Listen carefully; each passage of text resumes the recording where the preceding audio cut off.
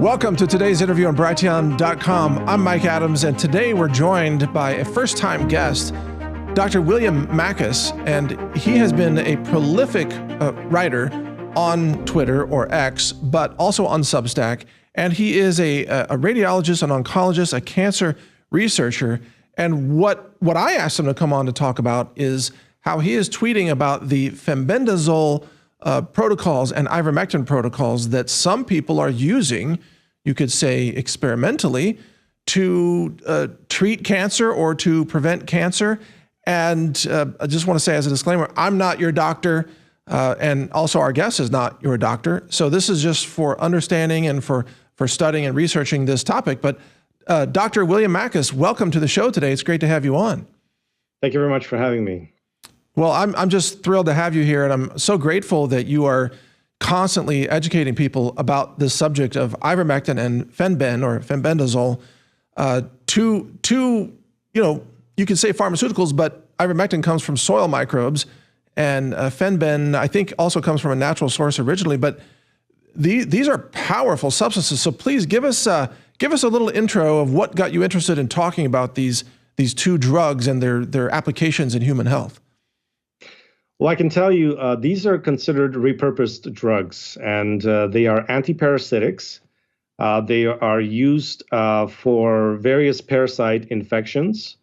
They act on different types of parasites. So ivermectin acts on certain groups of parasites. FENBENDAZOLE acts on other parasites, and they are being repurposed right now for cancer.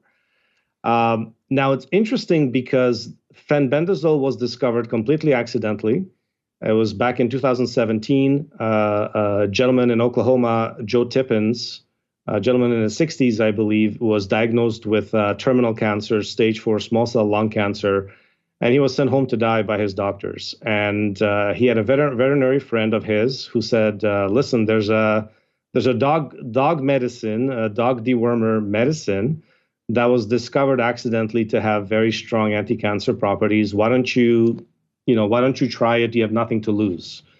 And he put together a protocol with this FENBENDAZOLE medicine and also with curcumin, CBD oil, vitamin E. And he cured his terminal cancer that he had basically less than 1% chance of surviving. Wow. And so that was back in 2017. And so this has been known for a few years now. There is a Facebook group called the FENBENDAZOLE Cancer Support Group. It has 110,000 members. A lot of them are cancer patients. Some of them are family members of cancer patients. So this is a large community, and it works. In fact, there was a group of Stanford University medical researchers who were so impressed by FENBENDAZOLE that they found 3 patients who had taken FENBENDAZOLE, stage 4 cancer patients, who took FENBENDAZOLE, cured their stage 4 cancers after they had failed every chemotherapy regimen known to mankind. And they published this case series. Now, what's funny is that they were not able to recommend FENBENDAZOLE to these patients because it's not FDA approved. Right. Now there is an FDA approved version of it called mebendazole, which is virtually identical. Unfortunately, it goes by the brand name Vermox.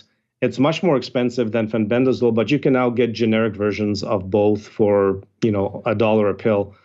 And so this is what's extraordinary is that both of these drugs are readily available over the counter for veterinary use. Yes. For example, and they're very inexpensive because they're both long off patent, so the generic versions are readily available. Let me give out your Twitter handle. It's Makis MD. That's Makis MD. Makis MD. Yeah, show the screen if you would, please. There. Here's your channel on Twitter, and then you also have the Substack, which is makismd.substack.com. That brings up your Substack page here with your articles. So, and here we go. Ivermectin and FENBENDAZOLE testimonial, stage 4 prostate cancer patient. So, one question that has come to my mind in this is, why are you so passionate about this topic? I mean, at first glance, someone who's skeptical might be thinking that you're selling FENBENDAZOLE, but that's not the case. So what brings you so much passion about this? I can tell you, I have come at this completely from outside of mainstream medicine. This is really not allowed in mainstream medicine. Right now, repurposed drugs are being suppressed. They're being suppressed. And let me go to the other one, which is ivermectin. Ivermectin has a huge body of research in cancer. And this has come out of people digging into ivermectin for treating COVID-19, for example. We know that it treats COVID-19 successfully, but as some of us were digging through that research, I discovered, for example, that there is a tremendous body of research of ivermectin actually treating cancer successfully and different kinds of cancer. I'll give you an example. A couple of years ago, a group of Mexican researchers tested ivermectin against 28 different cancers. They had, these different types of cancers in their lab, and they said, "Look, we're gonna test ivermectin against all of these 28 different cancers," and they found every single cancer responded to ivermectin. Now, some responded better, some responded maybe not as well, but all 28 cancers responded to ivermectin. The one that responded the best was ovarian cancer. The second best was breast cancer, and then followed by prostate cancer, and then you've got colon cancer, pancreatic cancer, and so on. The various leukemias, lymphomas, and so on. And so there's this tremendous body of preclinical research. There's research on mice, and they actually gave ivermectin to children with leukemia and managed to put 2 of them into remission. These were children who had very aggressive leukemia. They took ivermectin and they were put into remission for a while, after, even though chemo had failed. Now, unfortunately, again, ivermectin is off patent. It went off patent in 1996. Merck had a patent on it. Now they're no longer interested in it. During the pandemic, Merck came out and said, "Hey, listen, ivermectin doesn't work for COVID-19. Don't use it." and everybody wondered, why would they do that? Why would they bash their own drug? Right. And I discovered the answer earlier this year. It turns out that Merck has a 50-50 partnership with Moderna. And what they are developing is they're developing an mRNA cancer vaccine together. It's now in phase 3 clinical trials. It's a $500,000 treatment once it comes out. They're first developing it for melanoma. There's now a doctor in Australia, Professor Richard Scollier, who actually developed a brain cancer after taking a number of COVID-19 vaccines. And he's using their experimental technology, mRNA technology, this mRNA cancer vaccine, to try to treat his brain cancer. He's the first person in the world to be getting this experimental treatment from Moderna and Merck. Merck, which used to have the patent on ivermectin. And of course, we know that ivermectin had to be suppressed for the mRNA technology to get a green light, to get emergency authorization approval, and to get approved for the rollout of the COVID-19 vaccine. Once you start piecing this together, you see the pieces of the puzzle fall. We also know, 100%. And our audience is well informed on this point, but let me just state the obvious, which is that the drug companies are only interested in profit.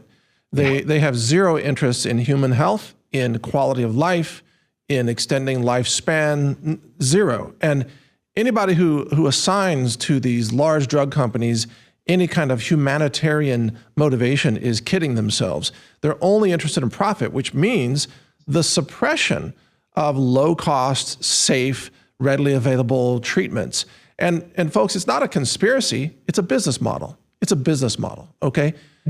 So the suppression of this, and also remember the FDA, of course, suppressed ivermectin during COVID. They sent out tweets saying that, "Are you a horse? Stop eating horse paste." And it was later determined that that was illegal for them to put that tweet out. But the suppression of this continues to this day, doesn't it? Even in the science journals. It does, and it's absolutely incredible because I have cancer patients asking me every day, and they're asking, "Oh, Dr. Makis, can you recommend a doctor who's going to prescribe ivermectin for me to treat my cancer?" And they're asking because about a few weeks ago, there was a paper published. It was the first paper in the world, co-authored by myself and Dr. Paul Merrick from the FLCCC and a dozen other co-authors, some incredible, amazing scientists and doctors from around the world.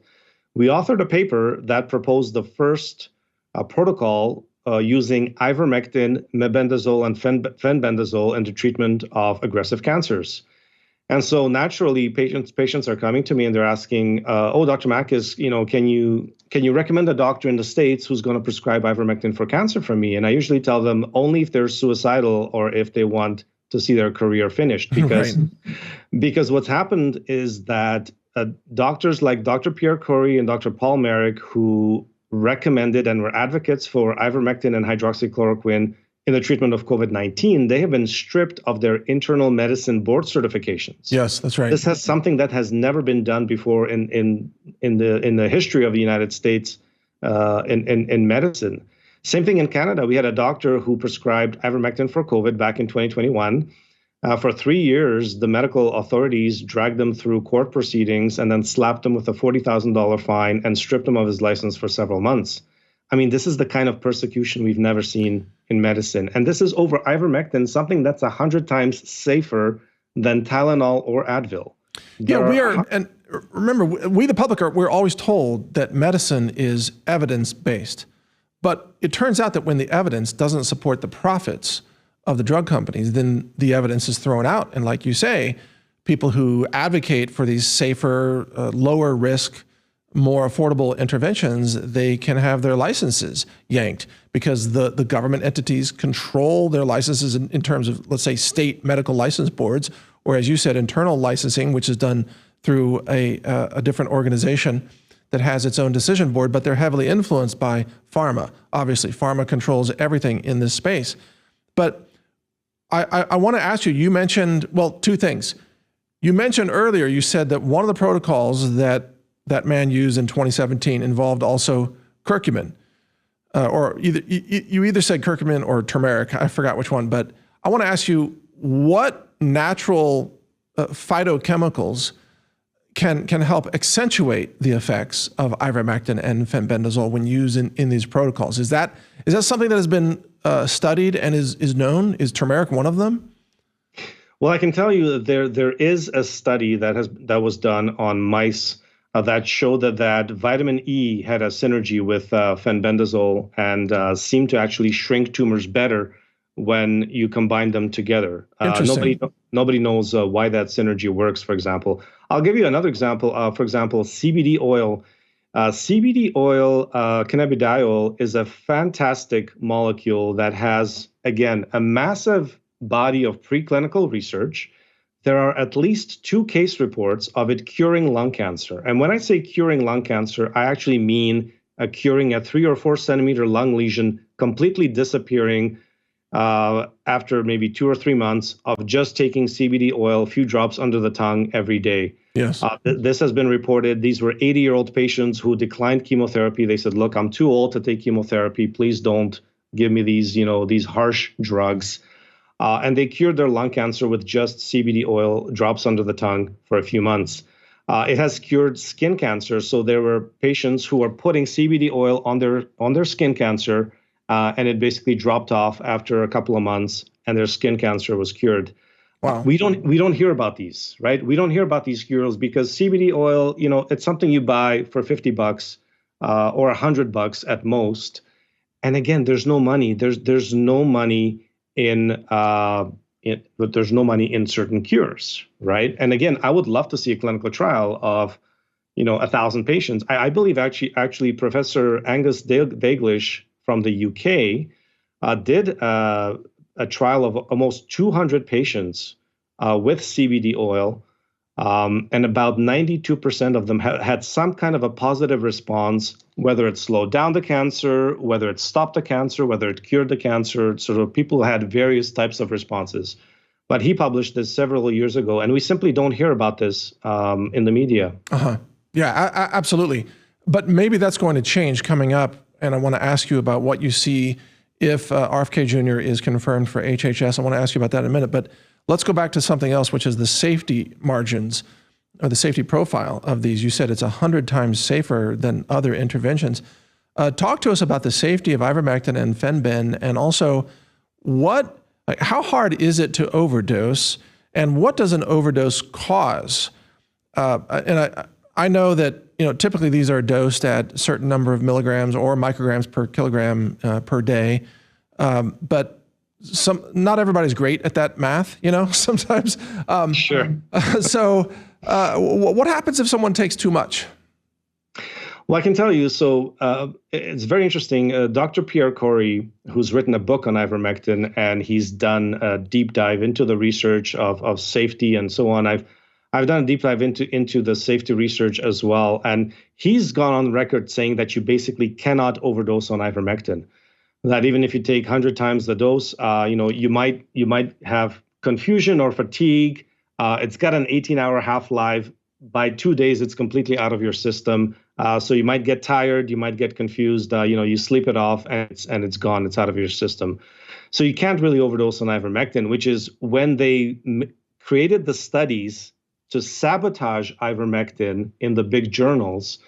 They couldn't do it by overdosing ivermectin, so they had to do it by underdosing ivermectin. Oh, really? And either using it too late or using not enough of a dose. And that's how they tampered with the studies to show that ivermectin doesn't work. I do remember that in COVID, ivermectin has to be administered very early. Correct? Yeah, it's good to administer it early. And of course, there was a dose range. So if you underdosed it, then, you might not get the effect that you wanted. Yes. I tend to use sort of a little bit higher dose when it comes to any kind of viral infections, but really any kind of infections in general. I tend to go towards about 0.5 milligram per kilogram. I believe the lowest was 0.2 milligrams per kilograms, but in some of these journals, they might have gone even lower. And they waited a long time, right? They waited until the patient was really sick, and then they gave ivermectin and they only gave it for a few days, and they said, oh, look, it doesn't work, right? I mean, it was such scientific fraud. It was just pure scientific fraud, many of these studies published in highly respected journals. And they did it to sabotage ivermectin. They did the same thing to hydroxychloroquine. Absolutely. We know they did it as soon as President Trump came out and had mentioned hydroxychloroquine as an option. We suddenly had these papers come out in the New England Journal of Medicine or Lancet saying that suddenly hydroxychloroquine is causing heart problems. When 50 years of use, there was no record of heart problems with hydroxychloroquine. And then suddenly there were these questionable papers that had come out. Of course, many of them were then retracted and were, identified as fraudulent. Yeah, I recall the Lancet publishing a study on hydroxychloroquine that the data set for it was utterly fabricated. Yeah. Created by a company that was run by, I think, an adult actress and a fiction novel writer or something. It was completely insane. But this is the moment when a lot of people, the COVID moment, this is when Western medicine destroyed its credibility, in my opinion.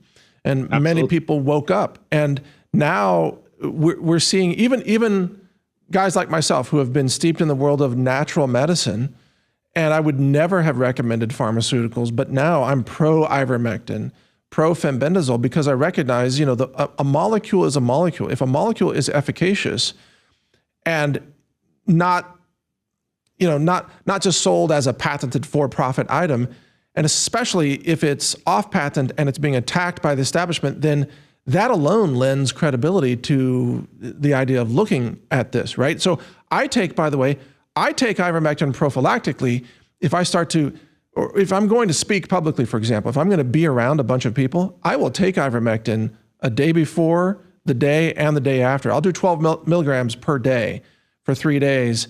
And that's worked for me. Do you find a lot of people taking it prophylactically as well? I do. And I'm asked this question a lot, especially when it comes to cancer, because people want to take things prophylactically for cancer as well. And unfortunately, there's not much research right now in terms of prophylaxis for cancer.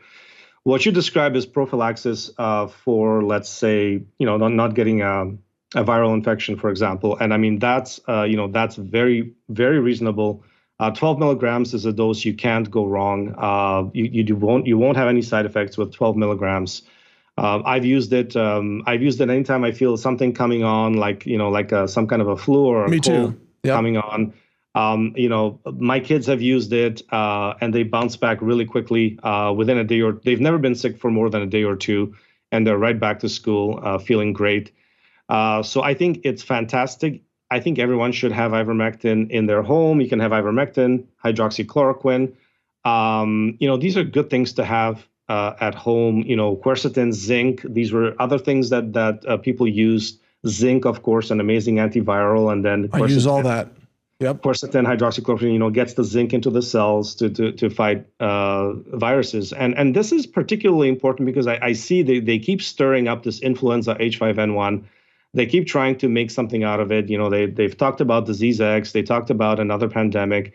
So we have everything we need to fight any kind of future pandemic. There's no need to really panic. Certainly no need to be considering any more of the contaminated mRNA vaccines. Let me mention also, shikimic acid is something that I took a special interest in for two reasons. Because it's found in traditional Chinese medicine, an herb called ba jiao, which is the eight-armed or eight-star, a star anise, I think is what we call it in English. Shikimic acid is very high in that. Shikimic acid is also found in certain pine needles. And I happen to live in Central Texas where lodgepole pine trees grow. I think that's what they're called. And this species is very, very high in shikimic acid. So I can just go out and collect pine needles, make a tea out of it, boil it, and I can drink anti-pandemic medicine. Yeah, it's absolutely right. And it's fantastic. And so pine needle tea was one of these sort of more herbal medicines that people were using to protect themselves or to treat COVID-19. And it's a great one. Dandelion root was another one that was popular, that had ability to, it was found to be able to bind the spike protein and sort of impair the activity of the spike protein. So dandelion root, black seed oil is another one, black cumin seed. One I'm thinking of is Artemisia annua. Artemisia annua, I love it. Yes. Sweet wormwood. Yep. Or the extract of it, artemisinin. What's fascinating about Artemisia annua is that it won the Nobel Prize, just like ivermectin. And when the pandemic hit, the WHO actually gave a warning to people not to use Artemisia annua and only use the synthetic, product or version of it, because you don't know what you're getting, and you don't know exactly. People don't know how to use it, and so anything that was helpful for COVID-19 was attacked. Right. We had vitamin D attacked in Canada. We literally had the biggest health provider in Canada, Alberta Health Services, tell people do not use vitamin D as a preventative. Do not use vitamin D as a treatment for COVID-19. That's and incredible. We know that vitamin D in very, very high doses was useful and very helpful for COVID, even very sick COVID patients. Even patients that were in the ICU still benefited from high doses of vitamin D. They attacked vitamin D. They attacked ivermectin. We had Artemisia annua was attacked. Hydroxychloroquine was attacked. Anything that patients could use to treat themselves and protect themselves was attacked. But it's extraordinary that the governments and the health authorities and the medical journals and many of the hospitals and the protocols that were pushed on the hospitals, it seems to people like me and our audience that these were designed to cause harm, designed to cause to maximize fatalities during COVID so that they could publish higher COVID fatality numbers to scare more people into taking the vaccine, for example, or scare people into lockdowns or scare people into wearing masks. I mean, this was the moment in history when the people of Western civilization witnessed their governments and their medical institutions weaponized and turned against them. Is that, I mean, would you disagree with that? Or do you think that's what we witnessed? Or what would you add to that? That's absolutely correct. And I think there's no better visual for that than when they put sand in the skate parks and they put wooden bars across basketball nets and they put caution tapes around playgrounds and basically forced kids to stay inside instead of play outside like they should have been. Wow. I will never forget that visual. That was the exact opposite of what they should have done. They should have allowed kids to go outside and play in the playgrounds, be outside, get sunshine, get fresh air. Everything that came out of public health was designed to make people sicker and to really run up. And I do believe there was an effort to run up the deaths. If we look at what happened at in the long-term care home settings, where you had people who were malnourished, dehydrated, they were not given antibiotics, they were allowed to basically get so sick until they were then brought in, put in the ICUs, put on ventilators, put on remdesivir, which destroyed, their kidneys, and then they died in the hospital. And virtually all of the deaths occurred in the hospital under hospital protocols. Right. You didn't have homeless people dying. You didn't have people dying at home. How come we didn't have thousands of people dying of COVID in their homes? They only died when they got to the hospital. Well, I would say that's because they were homicided in the hospitals. And the hospitals got financial incentives for doing so. Yes. In some cases, up to $500,000. Absolutely. So Dr. Makis, number one, I just want to say thank you for your courage. Thank you for being a truth teller. Thank you for all that you've done. You got my attention on X, and I've been retweeting what you've put out there, and I've been using ivermectin. I've been using FENBEND myself. And I've been acquiring it. I've been buying it from veterinary sources. I also live on a ranch. I have donkeys and goats need a lot of ivermectin, by the way, because they eliminate it very quickly, I found out. So you have to really hyperdose the goats. But I use it for dogs, goats, and I've got chickens and whatever. But I believe that every person should have a supply of ivermectin and fenbendazole and some other things, but this is the focus here today. And for some reason, a lot of people, they ask you, can you give me a doctor who can prescribe it? Why would you want to pay $20 a pill when you could pay $1 a pill or whatever, What's your recommendation or if you can make a recommendation? I don't want to get you into any trouble, but I've already said, I just buy agricultural or veterinary use versions. Is that consistent with what a lot of people are doing today, or what are your comments on this? I'll tell you right now, there are websites. I believe there's righttotry.com, for example, where you can just buy ivermectin. There are a number of pharmacies in India that people are ordering the generic versions of ivermectin or fenbendazole or mebendazole from. It can take a few weeks, it could take 3-4 weeks to arrive, but a lot of people have successfully been able to get ivermectin like that. And there are also the veterinary versions of ivermectin. I can tell you in Canada, for example, we have a lot of farmers, and we had trouble getting ivermectin. I know that in the United States, the issue was that you could get a prescription, but then the pharmacy wouldn't fill it. Yeah, true. That's crazy. Which to me is absolutely insane. It's actually criminal. Yes. But in Canada, we had a different issue. We had no doctor could prescribe it because they would be stripped of their license immediately. Wow. So people were, they had to get creative and get veterinary versions of ivermectin. And the liquid version of ivermectin is fantastic. Yep. Some people use the paste. In terms of cancer, you need larger doses of ivermectin, so that, may not be feasible with the paste, for example. But I've got hundreds of cancer patients, and I'd say about 30% of them are taking some sort of veterinary version. It's sort of on their own accord. It's safe. I've seen no safety issues with it at all. And we all do what we can for our health, and we try to get access however we can. Now, this is something I think the new administration will have to tackle. The Trump administration with RFK Jr.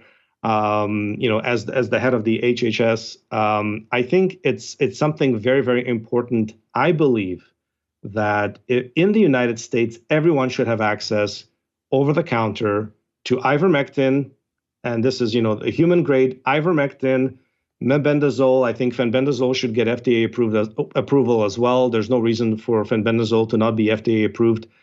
When you've got mebendazole, which is virtually almost the identical molecule, except one atom is different, and it's got FDA approval. That should be FDA approved, and it should be available. It should be available to every American. I really believe in this right to try, where if you're a cancer patient, you should have access to these safe medications, and despite the fact that they're being repurposed from antiparasitics to cancer, but everyone should have access to these. I agree.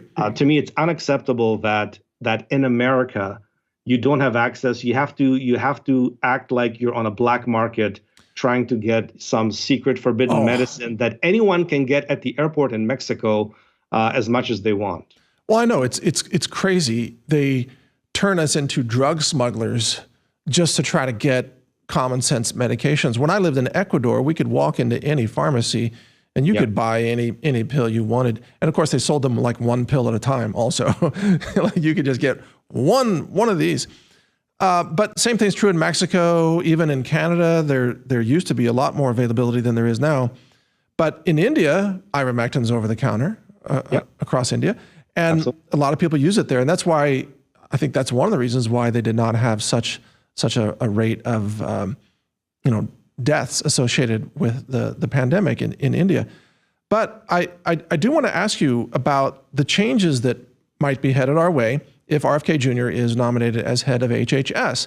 Now, I think the best thing about RFK Jr. is the fact that he knows where all the skeletons are buried, or in the case of Fauci, that's actually a literal thing because of his experiments on young African-American boys.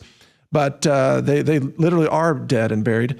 But what good things could happen in America if RFK Jr. goes in there and does some really aggressive reforms to support health freedom and consumer choice? I mean, right now people can buy Tylenol over the counter. That's acetaminophen. That causes extreme liver toxicity, especially when combined with alcohol. People kill themselves all the time on New Year's Eve with Tylenol and alcohol. That's over the counter. So what are your thoughts? Absolutely. No, honestly, I think we're in a situation right now, and we didn't talk about this earlier, but I wanted to mention it because Dr. Peter McCullough and I have been affected by this. We had a paper on sudden deaths in COVID-19 vaccinated individuals, autopsy paper, the largest autopsy series in the world. It was censored by The Lancet. Yep. It was then censored by another journal. It was ready to be published, and then there was a phone call made to the editor, and they killed it at the last second.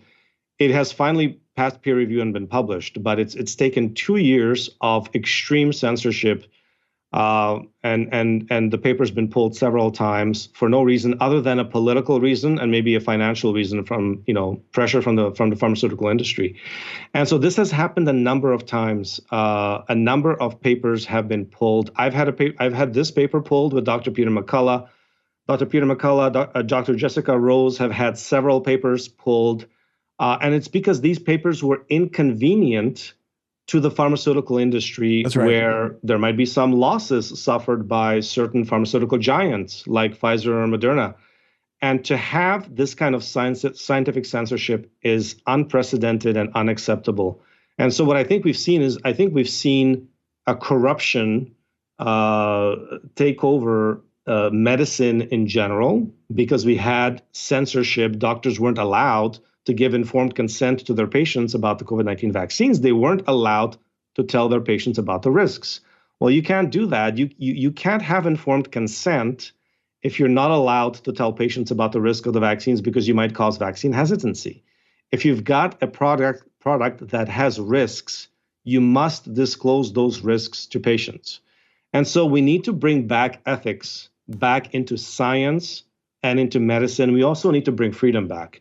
And what that means is that doctors and scientists have to have the freedom to practice their craft ethically in order to have good science and good medicine. We don't have that right now. We certainly don't have that in the United States or Canada. What we have is corruption. We have censorship, the likes of which we've never seen before. We have too much influence of big pharma. We have all kinds of retaliation from the medical boards. All of that has to stop. And we need what I call a complete reset. Yes. We talk about they were talking about the great reset after, the COVID-19 pandemic. And what they were talking about was trying to, get us reset into this kind of dystopian future with digital ID and vaccine passports and all of this and restricted travel and this kind of communist great reset. And what we need is a great reset in science and medicine, but a reset back to ethical practices, ethical medicine, and really freedom, the freedom to do proper science without any fear of retribution or retaliation from the pharmaceutical industry. Well, effectively what you're describing is that in the United States, I know you live in Canada, but in the United States, of course, with our Bill of Rights, back in the early 1790s or late 1780s, when the Bill of Rights was being debated before it was finally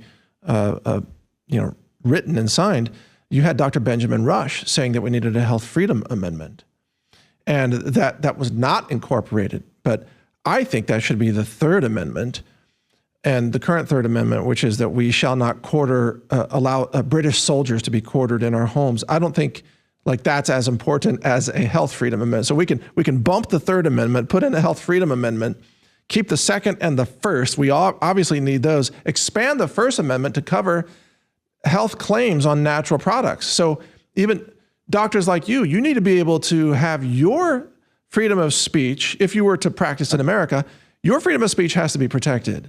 You need to be able to tell the truth about natural products that work without having your medical license threatened, which is exactly what's happened. So freedom of speech, and also freedom of speech for nutritional supplement manufacturers, that why can't let's say a tart cherry extract maker tell the truth and link to a government study that says cherry extract treats gout? Why is that illegal effectively? Yeah. That's crazy. So we need that. I agree with you. I absolutely agree. We need I mean, that sounds like a fantastic idea. A health freedom amendment. I would fully support that. It's amazing right now. I'll tell you something. I'm able to treat patients with ivermectin, but I'm doing it outside of the medical establishment. And so I'm doing it as a health coach, as a cancer coach, because that doesn't have, strict regulations in Canada. And so, but it's tragic that I have to, give this kind of help to patients. And I'm seeing incredible results. I share them on my Twitter. I share them on my Substack. We see it in the blood work. We see it on the imaging studies. We see the tumor shrinking. And there's no denying it that their patients are being helped.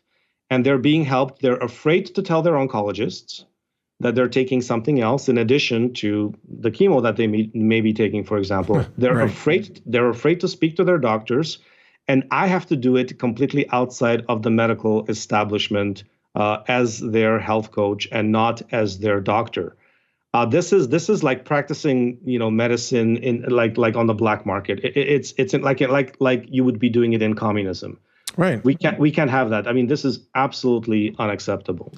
Well, it is, and the cancer industry, which I've been covering for over 20 years, really preys upon humanity, poisons people for profit, frightens people with often false diagnoses of cancer.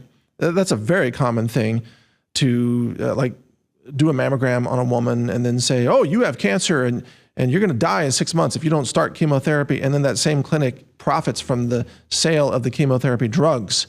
So you have these perverse incentives there. And where that woman, as you said, breast cancer is one of the cancers that responds in a very positive way to ivermectin treatment.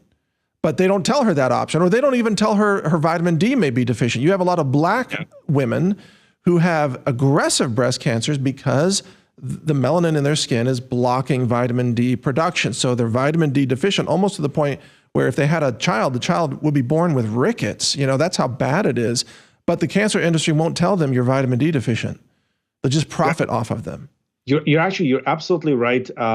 Every single patient that comes to me, I ask them about their vitamin D levels, and virtually none of them know about the importance of vitamin D in cancer. The fact that if you have low vitamin D, you have poor prognosis as a cancer patient over the long term. And I asked them, I said, well, has your oncologist tested your vitamin D levels, for example? And all of them say, no, they've never mentioned it. That's incredible. They have never mentioned it.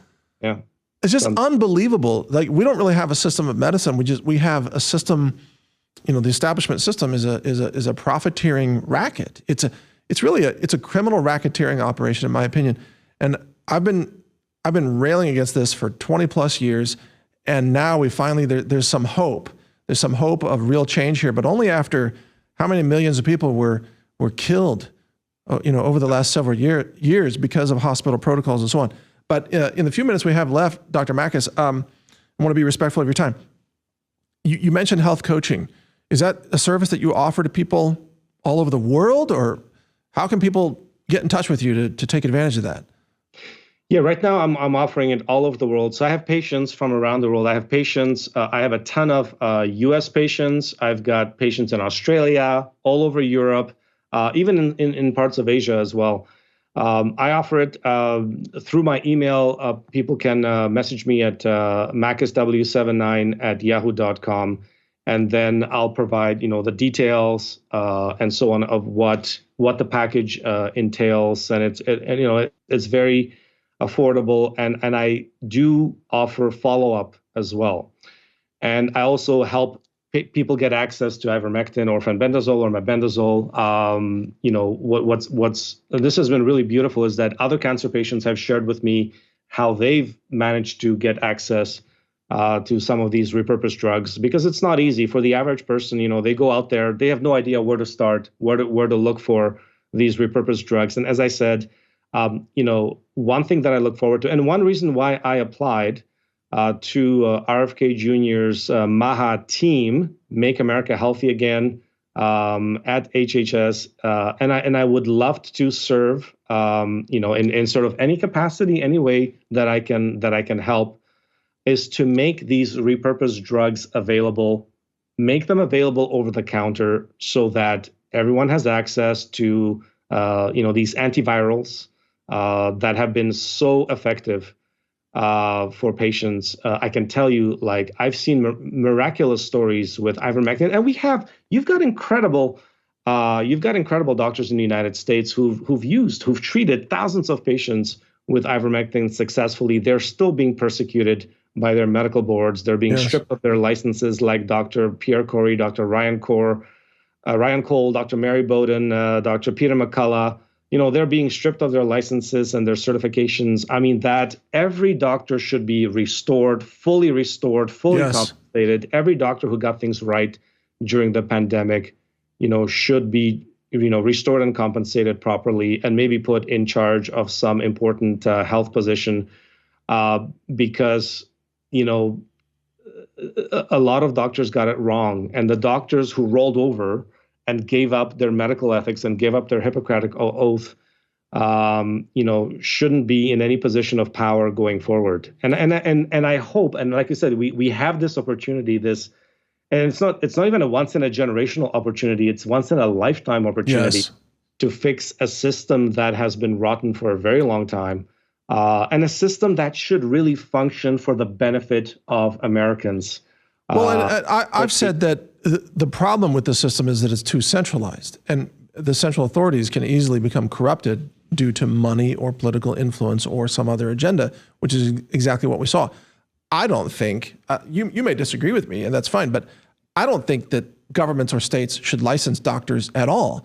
Instead, I think that there should be accountability and results for every doctor, that a patient is even encouraged to go to a common website and report the diagnosis and the results and the treatments. And so over time, we would gather a tremendous amount of evidence of what treatments work, which doctors are effective. The data would be amazing, but the industry's not interested in data. They're just interested in profits. So. Yeah, absolutely. And I can tell you that the licensing process, certainly in Canada, but even in the United States, the licensing process has been completely corrupted. The medical bodies have been co-opted and captured. Yes. And that's another problem, is institutional capture. And that's why I talk about it. We need a complete reset. We need a complete reset in medicine and science because of the institutional capture. And, in the United States, you have the three-letter agencies that have been captured, whether it's the FDA, the CDC, and NIH, and so on. And so you have problems with those giant behemoth institutions that have so much influence on how medicine is practiced in the United States. But, we have the same kind of problem in Canada with bureaucracies, with Health Canada being 90% funded by, big pharma. Yep. But all of these medical boards and all of these colleges of physicians in Canada that have persecuted and targeted doctors and censored doctors, they have to be either dismantled or they have to be prosecuted. I agree. Because they took away the voices of doctors who would have put this pandemic fraud and this vaccine fraud to bed very, very early on. If doctors were allowed to speak up without fear of retribution and retaliation, we would have had the vaccine called out back in 2021 when there were various reports accumulating of sudden deaths, when there were reports of myocarditis being far more common than anybody was willing to admit, blood clots, when all these problems started showing up in early and mid 2021, if there wasn't retaliation and if there wasn't a gun pointed to every doctor in North America to keep their mouth shut, this whole vaccine disaster wouldn't have happened. And so I completely agree. We need to disassemble that entire corrupt system. We need a medical reset. Completely agree with what you just said. Now, again, wrapping this up, for people to reach you, I think the email address you gave was makisw79 at yahoo.com. At yahoo.com. Okay. W79. So Makis, Makis, W79 at yahoo.com. Your Substack is makismd.substack.com. Here's your page here. And look, you are followed by 56 people that I follow. Amazing. What are the odds? So any final thoughts, Dr. Makis? I mean, this has been a great conversation. What would you like to wrap it up with? Honestly, I just encourage people to keep speaking out. I get incredible stories. I get incredible stories in my inbox, and I'll get stories of people who used my protocols for to treat cancer with ivermectin or fenbendazole or mebendazole, and they used it on their animals, and their animals are doing better. Or they used the protocol, because maybe they heard that, it's good in Lyme disease or in Parkinson's disease. So right now I have 2 Parkinson's disease patients who are improving on ivermectin and have had dramatic improvement because there's a preclinical study in mice showing that mice had improvements in Parkinson-like symptoms on ivermectin. And this all comes from sharing of information, the free sharing of information. Yes. And I think this is so crucial for people to speak out. We have a platform. We have a freedom platform on X, on Twitter. I would just encourage people to share their stories, share their experiences. You never know who's reading, who's watching, and how other people can benefit from it. That's why I'm so active on X. I'm very thankful to Elon Musk and his team. I was banned from Twitter for over a year for raising concerns about mRNA vaccinating kids 5 to 11 years old. I thought that was a terrible idea. And within 5 hours of saying that, I was locked out of my account. My account was terminated, and I was, kicked out of Twitter for over a year, just for pointing out there was a study that showed negative vaccine efficacy for these kids when they were vaccinated, that they would get sicker more often, and which was a fact, it was a scientific study that was peer reviewed and published. And so this is the kind of scientific censorship that went on during the pandemic. So I would just encourage people to keep speaking out, keep sharing your stories, and we're all learning from each other. 100%. Well, and I'll one up you on that. I was banned from Twitter, I think, for 6 years, and I've been banned from YouTube for 10 years so far. And it's still going. And it's pretty much because of me speaking out against Big Pharma, by the way. So, and vaccines do cause autism in some cases. It's obvious at this point. But Dr. Makis, I just want to thank you for your time. Thank you for what you're doing for humanity. I've learned a lot from you. I've shared your information with many people, and I will continue to do so. Please keep in touch with us and let us know how we can help you with your mission. And just, God bless you for all that you're doing. Thank you so much for joining us. Thank you very much for having me. All right. Thank you, Dr. Makis.